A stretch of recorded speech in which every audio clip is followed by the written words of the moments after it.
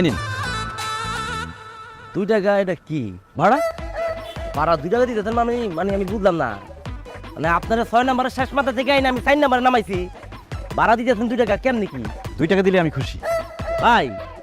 এখানে কি করতেছেন আপনি? আমি তো আপনার এটা কথার কথা কইছি। হ্যাঁ, আপনি দেন দাইছেন এনে ভাড়া হইলো 50 টাকা, আপনি আমার দিতেছেন 2 টাকা।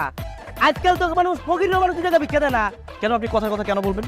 এক্স্যাক্টলি ভাড়া যেটা সেটাই বলবেন। আমার পোষালে আমি রিক্সায় আসবো, না হলে পায়ে হেঁটে যাবো। কারণ আপনি আমাকে বলেছেন আমি খুশি হয়ে যা দিব তাই আপনি নেবেন। এখন আমি খুশি হয়ে 2 টাকা দিচ্ছি, কিন্তু আপনি খুশি হতে পারছেন না। ব্যাপারটা কেমন কন্ট্রাডিক্টরি হয়ে গেল না? না না, এত কন্ডাক্টারি বুঝি না তো। আমার ভাড়া 50 টাকা তো দিবেন। আপনি যদি টাকা না দেন, নাহলে সামনে আমার রিক্সার গ্যারেজ আছে, ওখানে রিক্সাওয়ালা ভাই যারা আছে, আমি আর রিক্সাওয়ালা ডাকবো, আইনা আমার কাছে লোকে বানবো।